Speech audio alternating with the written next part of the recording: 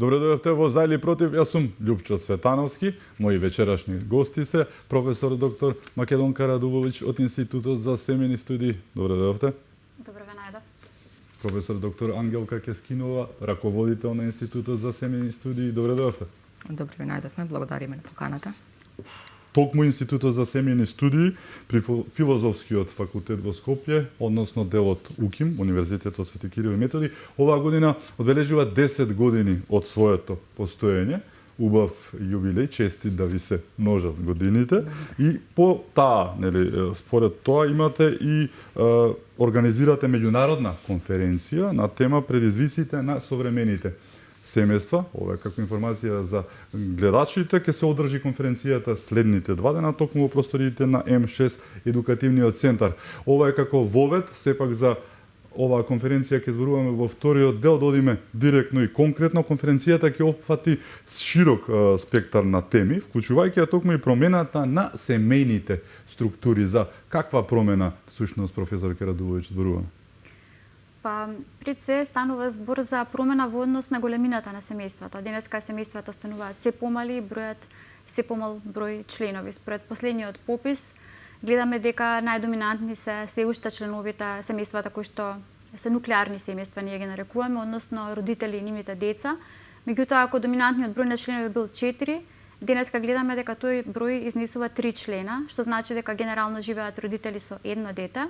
Меѓутоа, значително е изголемен процентот на брачни парови кои што живеат без деца, кои што фаќаат едно 30% од вкупниот број семејства во Македонија. Така што најпрво се стеснува македонското семејство и станува се помало. Иако тоа е генерален тренд во Европа, сепак гледаме дека се случува и кај нас. Во однос на другите промени, ние велиме дека во минатото се зборувало за семејство, додека денеска зборуваме за семејства, бидејќи освен оној нуклеарен модел на родители и нивните деца, денеска имаме многу поширок модел на семејства. Имаме, значи, се повеќе еднородителски семејства, имаме реконструирани семејства или на разведени па повторно омажени или оженети родители, гледаме дека имаме брачни парови без деца. Понатаму имаме, значи, се повеќе реалност стануваат и истополовите заедници, истополовите врски во Европа, меѓутоа и во нашето општество го забележуваме како тренд. И секако дека денеска е многу потешко да зборуваме за семејство и да го дефинираме семејството за разлика од минатото, кога сите семејства наликувале едни на други. Иако можеби во руралните средини се уште се задржува таа проширена заедница или семејна задруга, како што ја нарекуваме ние, сепак гледаме дека освен тоа во македонското општество имаме присутно многу различни модели на семејства. Така, професор Кескинова, една од темите е трансформацијата на семејството. Што подразбираме под трансформација на семејството? Под трансформација подразбираме токму ова што го кажа професорката Радуловиќ, промена, односно намалување на бројот на членови во семејството. Оно што се случуваше во пописот 2021 година ги потврдува овие промени во семејството, односно континуирано бројот на население опаѓа во Република Македонија, но интересен е фактот дека се зголемува бројот на домаќинства. Од тука оди тоа во прилог на тоа дека се зголемуваат нуклеарните семејства кои што се сочинуваат од родители и деца. Понатаму трансформацијата, промената на семејството се карактеризира со и други обележја. Тука е промената на родовата улога на жената, потоа влијанието на технологијата врз семејството, и многу други промени кои што го прават семејството динамично и различно од она што сме гледале во минатото или од она што во иднина ќе гледаме кај нашите деца. Би зборувала за промена на родовата улога на жената. Во последните години сведоци сме на зголемениот број на жени на пазарот на трудот. Ние како жени сакаме да се образуваме се поквалитетно, се подобро, да сме рамноправни, заедно со мажите да заработуваме повеќе. Но тоа од друга страна представува еден терет, затоа што се уште жената останува главна домајќинка, односно главна во реализирање на домашната неплатена работа во семејството. Една статистика во 2021 година укажува на тоа дека дури 70% од домашните работи отпаѓаат на жената. Па така во едно семејство каде што жената се обидува да биде рамноправна како професионалец, каде што се обидува да биде добра домајќинка, каде што се обидува да биде добар родител, мајка, е навистина тешко да се опстане, односно представува сериозен психолошки товар и психолошки притисок. Тоа е една сериозна промена која што се случува во семејството во овој период. Како друга промена, секако би го навела влијанието на технологијата. Живееме во ера кога технологијата доживува еден ек, се случуваат низа промени. Меѓутоа, оваа технологија носи своји бенефиции, носи своји предности кои што се одразуваат и врз семејството, врз семејниот живот и динамиката на семејството. Оваа технологија влијае уште од најмали до 8. Може би и најголемото влијание, негативно, во негативна смисла, го доживуваат тие немалите деца, децата од предучилишна возраст. Многу мали деца, уште на 2-3 годишна возраст, изложени на екрани, што апсолутно не можеме да најдеме ниту една позитивна причина зашто едно мало дете би било покрај екран, но во реалниот живот сведоци сме дека постојано ја имаме таа слика пред нас. Мајки, млади родители со мали деца кои што заедно се шетаат со помош на екраните, ручаат со помош на екраните, како тоа се одразува врз децата.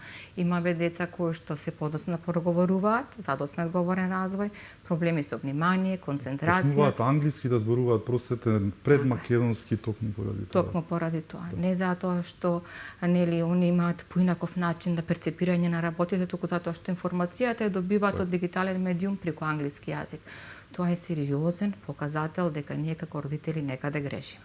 Односно сериозен показател дека ние како стручни лица треба да ги насочиме родителите, да му кажеме на грешките и да работиме на нивна едукација. Вие сте дефектолог, добро запознаени со сите овие работи. Така. И родителите, посебно после ковид периодот, кога беше период на дигитален ек, кога се одвиваше онлайн, дури и наставата се одвиваше онлайн, во тој период се родија многу деца кои што проговорија многу касно. Тоа не е апсолутен показател и Светска здравствена организација апелира до 3 години немаме ниту една позитивна причина од изложување на децата пред мали екрани. Така. Ке зборувате меѓу другото на конференцијата и за семејството и општеството, односно семејството низ историјата. Која е, за гледачите, генезата на семејството, како да го речам, институција можеби? Генезата на семејството е всушност тоа што порано се перципирало како основна клетка на општеството, додека денеска голем број социолози се против оваа дефиниција, велејќи дека денеска нема оваа дефиниција биолошка или правна основа, односно за да постои едно семејство не е потребно ни правна, ни биолошка основа, бидејќи деца може да се добијат и надвор од бракот, може да добијат и без партнер со помош на репродуктивната и биолошката технологија. Исто така не мора законски да бидете во брак, затоа што имаме голем број вонбрачни заедници, па така голем дел од социолозите сметаат дека оваа дефиниција повеќе не е важечка, меѓутоа ние на Институтот за семејни студии не се согласуваме со тоа, сметаме дека сепак е една суштествена заедница од која што се гради и може да се развива општеството. Низ историјата семејството претрпело многу различни промени, меѓутоа никогаш не се менувало со темпо како што се менува денеска, баш заради процесот на глобализација, индустриализација, ова што го споменавме, развојот на технологијата. Денеска семејството го чувствува притисокот и ги чувствува промените што се случуваат насекаде. Така што е нормално да се менува и да се развива налик на европските или на светските семејства кои што младите луѓе ги гледаат на интернет, ги гледаат на телевизија, на социјалните мрежи и така натаму. Денеска она што го имаме сосема различно од начинот на кој што некогаш живееле нашите баби, дедовци, па дури нашите мајки и татковци. Меѓутоа, факт е дека ние мора да се прилагодуваме на новиот начин на живот и на условията кои што денес ги живееме. Меѓутоа, нешто што не може да се порекне и што важело во историјата и денеска е нераскинливата врска помеѓу семејството и помеѓу општеството, затоа што овие две заедници функционираат заедно и се меѓу себе испреплетени и влијаат едни на други. Ние не можеме да ги одвоиме. Значи, она што се случува во семејството, длабоко се рефлектира во нашето општество, а она што се случува во општеството се рефлектира врз семејството. Значи, зависно од тоа какви услови создава општеството и какви семејства поддржува, такви семејства ќе имаме генерално во тоа општество. И обратно, семејните вредности се учат најпрво во рамките на семејството и не само семејните вредности, туку етичките, моралните. Во рамките на семејството учиме најпрво што е добро, што е лошо и семејството е фактички незаменлив социјален фактор, односно незаменлив фактор за првична едукација на децата. Доколку овие вредности отсуствуваат, овој начин на воспитување и на социјализација отсуствуваат во рамките на семејството, тогаш тоа се рефлектира понатаму, тоа дете нема изграден вредносен став и ние сега Отсуствуваат зборуваме. кај нас? Да, ние најчесто жал. зборуваме за вредносен вакуум или вредносна криза, бидејќи од осамостојувањето на Македонија веќе се напуштаат тие социјални вредности кои што биле карактеристични, а се уште не сме усвоиле нови вредности кои што биле сврсти вредности и би формирале сврст вредносен систем кај младите. Па ние велиме дека тоа е како човек без вредности, е како брод на отворено море кој што плови без кормило, без насоки, брановите ве носат на една, на друга страна, никогаш не знаете во кој правец се движите.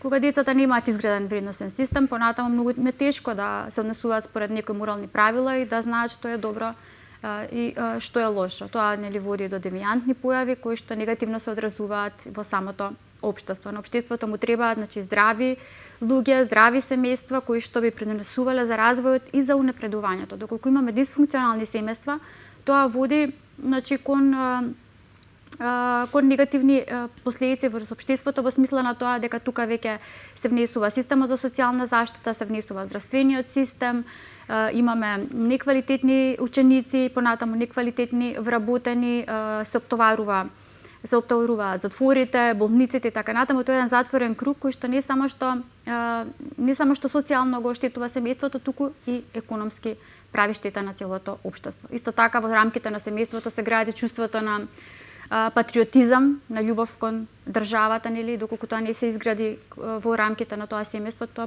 понатаму ќе отсуствува. Значи, семејството и општеството имаат нераскинлива врска. И велиме дека кога постои врска на судир и на спротивставености, тоа е лошо и за едната и за другата страна и води едноставно кон колапс, кон пропаст на нацијата, на општеството. Доколку имаме врска на соработка, на напредување, на поддршка помеѓу семејството и општеството, во тие држави имаме и развој. Професор Кескинова, новите времења носат нели нови услови, па еве зборуваме за работата, за кариери, за амбиции. Колку е важна, колку е битна таа рамнотежа меѓу семејството и работата да се направи во едно семејство за да биде како што треба? Така. Клучно е се она што се случува во семејството, сите овие промени што се случуваат, нема да бидат кризни промени доколку општеството не ги прати и не одговори на потребите на семејството. Во Европска Унија во 2022 година сите земји членки се договорија, односно се обврзаа да почитуваат протокол за баланс помеѓу работата и семејството, документ кој што беше креиран во 2019 година. Од тука може да сватиме дека земјите во Европска Унија сериозно го сваќаат ова и сметаат дека една земја членка на Европска Унија треба барем да исполнува минимални стандарди за да го возможат овој баланс. Кои се тие минимални стандарди? Вклучување на таткото, родителскиот систем, обезбедување на отсуство после раѓање, односно при раѓање на дете, нега на дете, потоа обезбедување на флексибилно работно време, работа од дома и така натаму.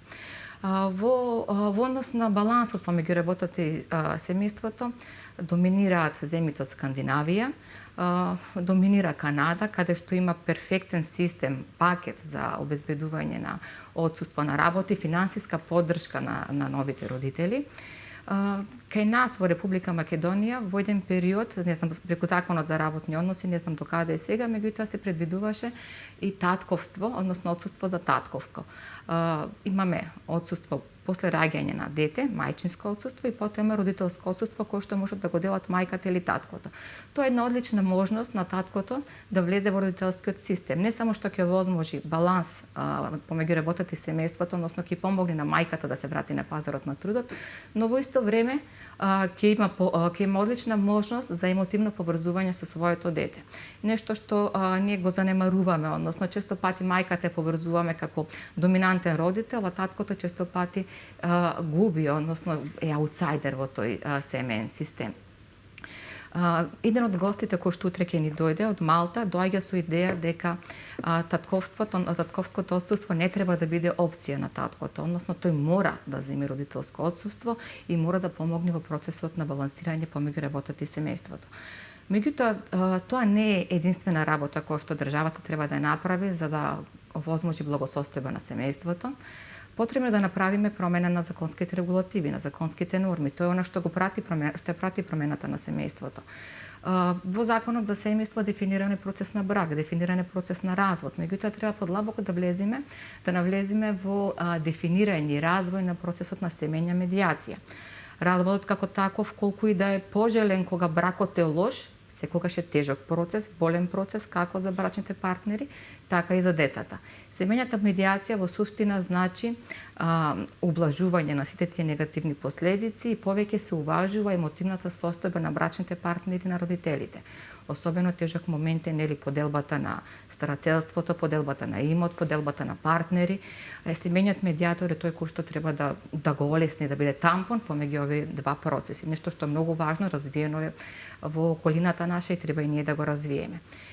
Друга компонента на која што општеството мора да внимава, тоа се социјалните пакети. Секоја земја во Европската Унија која што сака да има добро семејство, функционално семејство, има социјални пакети со кои што го поддржува семејството. Така, например, особено овие социјални пакети се однесуваат на одгледување на процес на дете, додека оние се мали, додека се во процес на едукација, основно, средно и така натаму. Во Германија, например, имаме Kindergeld програма, во Данска Борнчек и многу други програми во европските земји. Кај нас овие социјални пакети се дефинирани преку Законот за социјална заштита. Тука имаме еднократна парична помош, посебен додаток за децата со попреченост, потоа имаме додаток за новороденче, образовни додатоци, но сите овие додатоци во Република Македонија се даваат на семејства кои што се веќе во ризик. Што значи дека ние како држава не работиме на превенција на појава на социјални ризици. Туку реагираме тогаш кога тој социјален ризик ќе се појави. И уште една компонента на која што би сакала да обрна внимание, тоа е едукацијата, семејната едукација. Во многу европски земји кои што ние сакаме да ги гледаме како водечки земји во процесот на образование и воспитание, како што е Финска, Скандинавија, Естонија, имаат семејна едукација во своите образовни програми уште во основно образование. Дали е тоа преку наставни програми на етика, граѓанско образование, животни вештини и така натаму, или пак курсеви кои што се организираат во рамките на училиштата со цел да ги анимираат родителите, нели да бидат блиску до образовниот процес и на тој начин да бидат поспремни како родители, но и образовната институција да има увид што се случува во семејството, во какво семејство расте детето кое што е дел од нивниот образовен систем. Кај нас, за жал, во почетокот на оваа година објавивме една книга Современите македонски семејства и тука за прв пат решивме да анализираме семејната едукација и да видиме колку е во суштина таа застапена кај нас. Анализирајќи ја наставната програма во основно образование, забележавме дека семејната едукација преку некакви наставни програми, наставни теми, ја има само од прво до трето одделение. И тоа преку теми во насока на семејство, во насока на членови на семејство, потесно, пошироко, ги нема оние теми за семејно функционирање, за развој на комуникација, за развој на граници, семејни животни циклуси, важни теми кои што ни помагаат нас да се формиме како индивидуа и како индивидуа да влеземе во тој семејен живот. Имаме предмети како етика, како граѓанство, меѓутоа во овие предмети ги нема темите поврзани со семејната едукација. Професор Радуловиќ, од оние информации што ги имам како институт, не сте биле многу омилени кај претходната власт, особено поради она што го не пропагирате, застапувате, зборувавте за вистинските вредности, за патриотизмот, колку што знам, токму во времето на онаа според многумина Немила Царовска сте биле на тапет, да не речем, зборувам како институт, како ги преживеавте овие 7 години? Еве ги преживеавме. Тука сме. Никако кога ќе се спомена Институтот за семејни студии, кога ќе спомената семејство во нашето општество, имам впечаток дека станува секогаш луѓето мислат дека станува збор за нешто застарено, за нешто конзервативно, за нешто антидемократско, што воопшто не е така. Семејните студии се на некој начин пресликани од студиите во Америка, во Австралија, во Канада, кои што се на некој начин пионири. Не измислуваме топла вода, значи не измислуваме. Нашата студиска програма е целосно компатибилна со националниот совет за семејни студии кој што во Америка и кој што предвидува кои 10 содржини би требало да ги содржи една студиска програма по семејни студии. Така што мислам дека создавањето на студиите воопшто е еден визионерски потек кој што му е потребно на нашето општество со оглед на тоа што вистински се соочуваме прво со демографска криза, а второ со криза во семејството и во семејните вредности.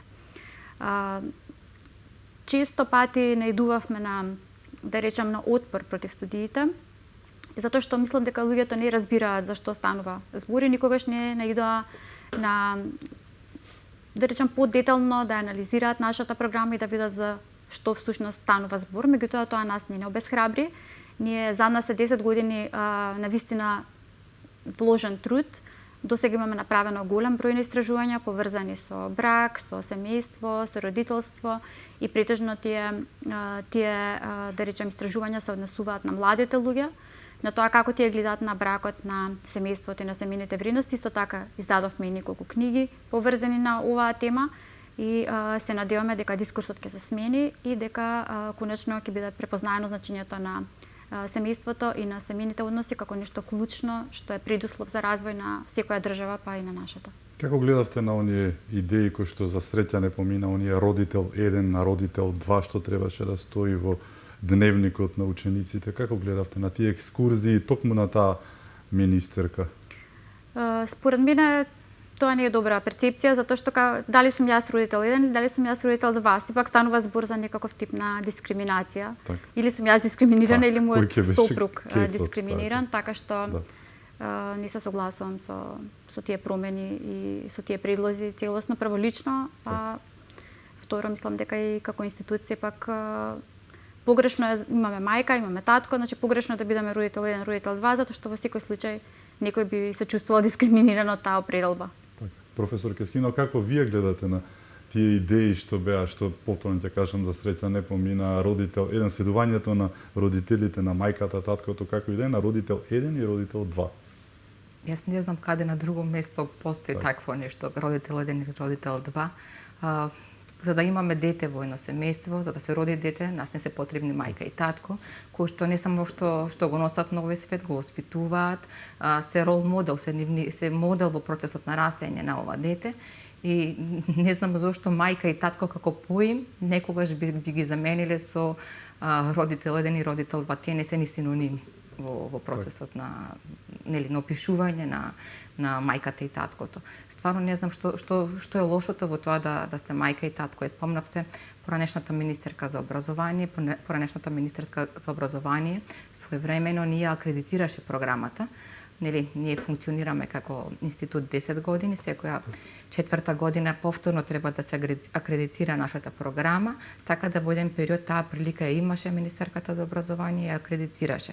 Така да во многу работи, навистина во некои работи се разликуваме, меѓутоа тоа не значи дека ние работиме на наука, не значи дека нашите спротивставени мислења не водат кон заедничка соработка. Нема место за политика. Апсолутно, да.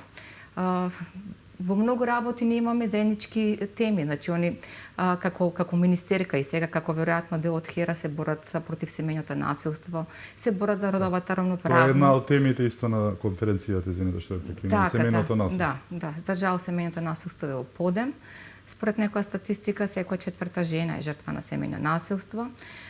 Мислам дека во последно време жените се повеќе го препознаваат семејното насилство, сите видови на семејно насилство, и физичкото, и психичкото, и економското, па дури имаме и пријави за сексуално насилство во брачен систем, што е многу ретко, меѓутоа во последните 2 години се случило и тоа како пријава, што значи дека жената како таква го препознава. Проблемот настанува што откако ќе го препознае, каде да се јави, кој систем не ќе помогне. За жал, тој систем кај нас се уште не е доволно развиен. Односно, веднаш по пријавата на семејното насилство, таа жена се враќа во домот на сторителот. Често пати и сведоци на семејното насилство и жртви на семејното насилство се и самите деца и понекогаш, не толку ретко, ова семејно насилство завршува со убиство, со филицид. Понекогаш убиство на сторителот, понекогаш убиство на самата жртва на семејно насилство. Што ни кажува ова? Дека мора да реагираме веднаш, одма. Веќе доцнеме со програмите, со начините за спречување на семејно насилство и со градење на развиен систем за реагирање што после откако семејството ќе се случи. Мора да работиме со жртвата на семејното насилство, нели да ја ставиме на безбедна средина, да ја реинтегрираме понатаму во општеството, нова работа, нови финанси, она самата да види дека е способна да живее и после таа случка, да се врати нејзината самодоверба. Но мора да работиме со сторителот. да го види проблемот, да го види грешката и него своевремено да го реинтегрираме назад по општеството. Професор Радуловиќ, јавна тајна е дека семејното насилство многу често и не се ни открива токму поради оние догми македонски, поради срамот да не се дознае, дека многу често се случува, буквално сите знаат, да не речам, и слушаат и гледаат по жените најчесто, но тоа се уште се крие поради срамот кој што нели тоа е дел од старата македонска приказка, но имате ли тука прогрес, гледате ли прогрес токму околу овој момент да се пријавува, да се обзнанува тоа, да не се крие бидејќи проблемот така уште поголем? Да, мислам дека се уште постои стигма, иако може да се забележи дека се пријавуваат секоја година поголем број случаи и ние велиме дека се зголемуваат бројот на случаи на семејно насилство, но тоа може би значи дека жените повеќе се охрабруваат да пријавуваат семејно насилство. Иако сепак мислам дека македонското општество е во многу аспекти се уште традиционално и конзервативно, така што мислам дека е пречка за голем број жени да го пријават семејното насилство, токму од таа причина која што ја наведовте, дека се срамат или се плашат да не бидат осудувани. Меѓутоа пред се и од економскиот аспект, затоа што голем број од жените се уште економски неактивни, тоа значи дека не бараат работа, но не се ниту вработени. Претпоставуваме дека истражувањата всушност покажуваат дека голем дел од нив работат земјоделски работи или работи во домот или непријавени работи на црно, меѓутоа има и такви жени на кои што не им е дозволено да работат од страна на мажите и при тоа тие не можат да се одделат од мажот, од насилникот и не можат да се дозволат да живеат сами. Мислам дека се уште Македонија нема развиена мрежа на заштита на жените од семејно насилство, затоа што прво нема доволен број на центри за згрижување, нема доволен број на засолништа и нема доволен број кревети каде што тие жени би биле сместени. И кога се сместени на многу краток период и потоа повторно се ставени сами на себе. Исто така, колешката го спомна фемицидот како убиство на жените затоа што се жени. И тоа често се случува кога жените ќе го пријават насилникот, ќе го напуштат и потоа кога немаат каде повторно се враќаат во домот и тогаш се случува убиство од страна на насилникот, односно во случајот од страна на мажот. За жал и самите податоци покажуваат дека генерално семејното насилство се однесува на мажите врз жените, што се уште нели го покажува тој традиционален затворен круг на насилство, пријавување на насилство, повторно враќање на насилникот и така натаму. Меѓугенерацијската динамика е дел од тоа што ќе го зборувате. Што подразбираме под меѓугенерацијска динамика? Во однос на ово прашање, веројатно меѓугенерацијската динамика може да се однесува на тоа што во текот на овие генерации се промени во рамките на семејството. Професорката зборуваше дека најголема промена во однос на овие генерации не се појавата на нуклеарното семејство во Република Македонија и појавата на традиционално семејство во Република Македонија. Тоа е она главна промена што се случи во овие генерации, нели, последни. И многу е важно да кажеме дека ние како институт ги истражуваме сите овие семејства, но не го истакнуваме ниту едно семејство како добро или ниту едно семејство како лошо. Сите овие семејства си имаат своји предности и своји недостатоци, кои што функционираат согласно општествените промени, согласно својот интерес, својот избор. Например, нуклеарното семејство се семејства каде што интимноста е зголемена помеѓу брачните партнери, помеѓу децата, меѓутоа од друга страна негативната страна на ова семејство е тоа што е одвоено од поширокото семејство и недостаток има на поддршка. Го нема тоа пошироко семејство да пружи поддршка, ниту пак оние ќе бидат ресурсна поддршка на поширокото семејство. За разлика од тоа, традиционалното семејство, каде што имаме повеќе генерации на едно место, си нудат меѓу себе поддршка, меѓутоа давањето на поддршка, давањето на, значи, делегирање на моќ, односно често пати тука настанува сукоп, судир помеѓу бабите и дедовците, одлуките кои што се носат кај младите брачни парови и така натаму. Што значи дека ние на семејство не можеме да кажеме дека е добро или лошо. Понатаму, оние брачни парови без деца, од една страна, како што кажавме дека се исклучително распространети во нашата земја, 30% од брачните парови според пописот се брачни парови без деца, тоа се семејства кои што се економски постабилни.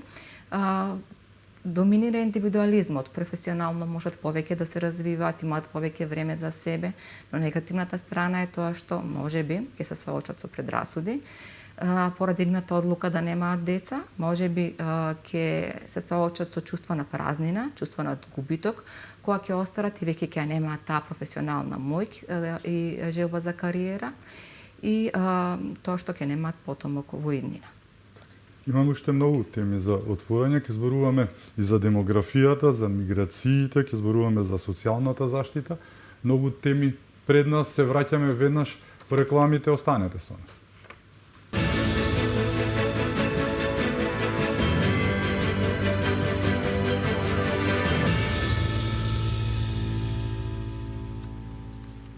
Се враќаме во За или против. Мои гости се професорките Кескинова и Радуловиќ од Институтот за семејни студии. Професорке Радуловиќ, една од најболните теми за македонското општество, но не само за македонското општество, туку и за сите општества околу нас, па дури и светска болка, тоа е демографијата и миграциите на младите. Особено овој така наречен, не знам кој го нарече, Западен Балкан, за да не одвојат од другиот дел на Балканот, си го има тој проблем, масовно иселување на младите. Еве, демографијата како една од најболните точки и миграциите. Демографијата е навистина голем предизвик за нашето општество, меѓутоа не само за нашето, во голема мера и за европското општество за земјите во Европа. И нашиот попис, што веќе го споменавме, ни покажа дека македонското население дефинитивно се намалува, меѓутоа освен тоа и македонското општество старе. Значи, ние имаме над 50 општини кои што се целосно депопуларизирани, односно населението кое што живее тамо е над 65 години плюс. Ако видиме дека вкупно имаме 80 општини, тоа е навистина една поразителна бројка. Се очекува населението и понатаму да продолжи да старее, затоа што како резултат на подобрени услови за живот и подобрена здравствена нега и здравствена заштита, луѓето ќе живеат се подолго. А од друга страна, со намалувањето на раѓањата, ќе остане се помалку работна сила која што ќе може да се грижи за луѓето кои што се стари и за кои што треба да се грижи пензискиот систем и системот на осигурување. И ние на нашата конференција имаме еден познат светски демограф кој што ќе зборува и кој што баш има посветено истражување, голямо истражување на оваа тема, кое што тој го нарекува birth gap, ќе останат многу малку млади луѓе кои што ќе треба да се грижат за многу стари луѓе. Во просек, на пример, еден млад човек ќе треба да се грижи за 3 или 4 стари луѓе, односно да ги издржува.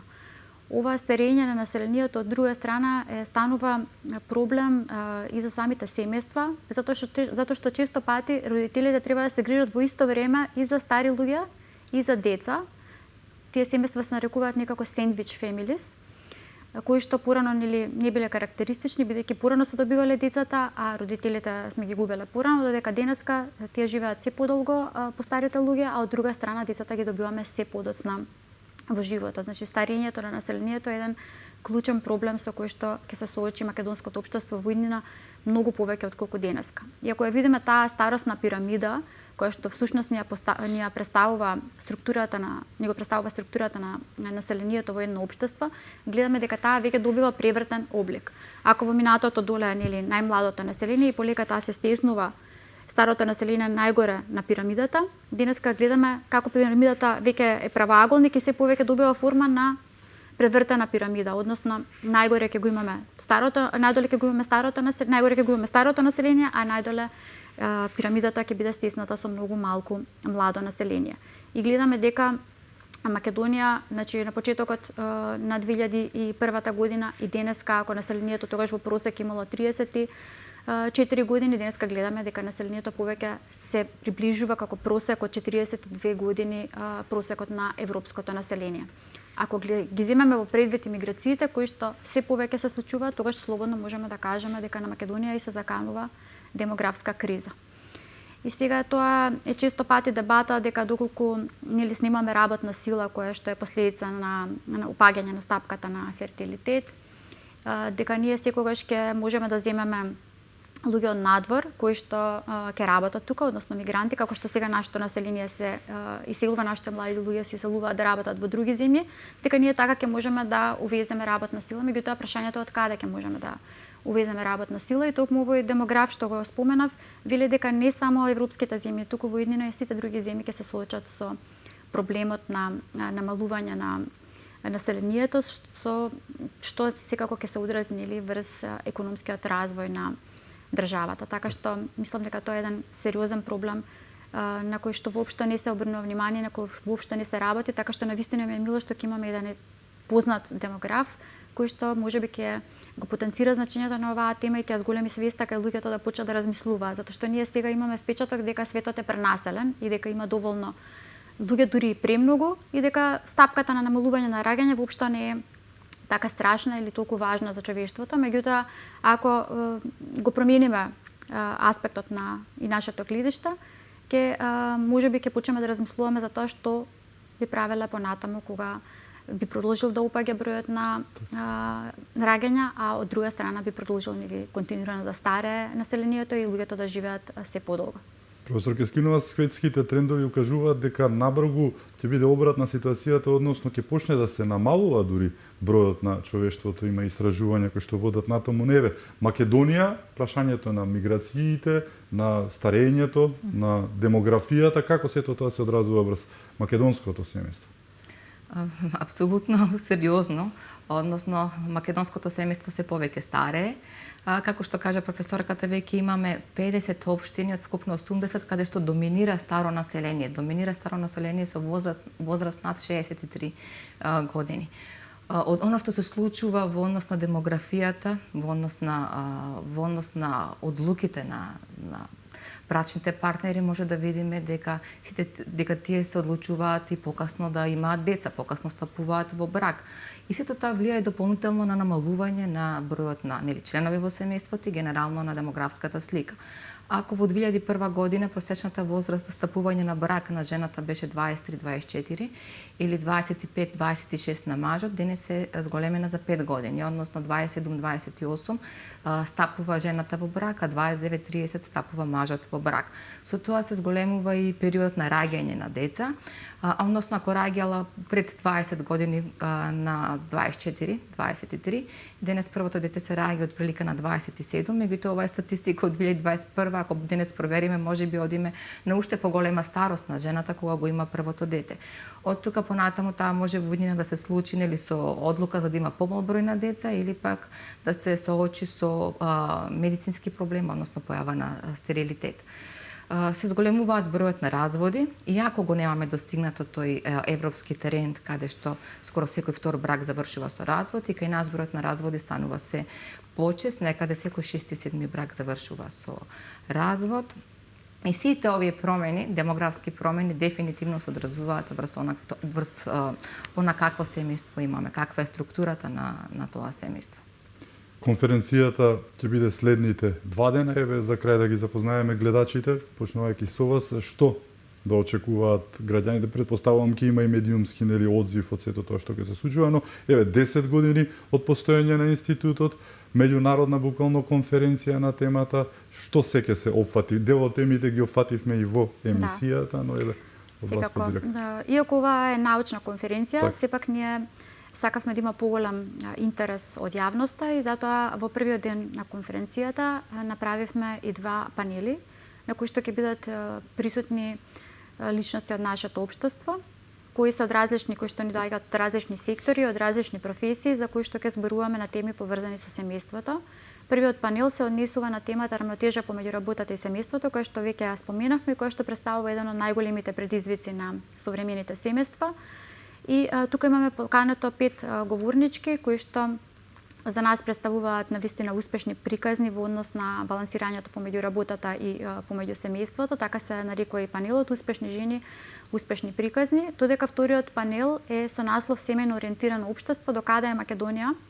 И тука имаме покането луѓе од бизнис секторот, луѓе од академијата, луѓе од владата, да го опфатиме од сите аспекти овој предизвик, за кои што многу од темите кои што се вклучени во овој панел всушност ние денеска ги начнавме. Освен тоа имаме и 2 главни говорнички или keynote speakers кои што ни доаѓаат едната од универзитетот во Шпанија, таа се вика Лусија Хименес, а другата е од универзитетот во Малта, Анџела Абела. Анџела Абела е всушност основач на семејните студии кои што постојат и во Малта, значи не се само кај нас и не се само во Австралија и во Америка што веќе ги споменав. и таа е всушност основач на семени и таму има и детски студии, така се нарекуваат студиите. И другата професорка предава развојна психологија и всушност работи на програми за поддршка на семејствата, посебно семејства во социјален ризик.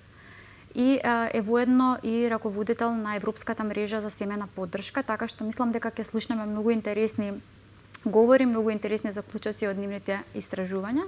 Додека вториот ден од конференцијата е предвиден за презентација на научните трудови на нашите гости од различни земји во Европа и во регионот.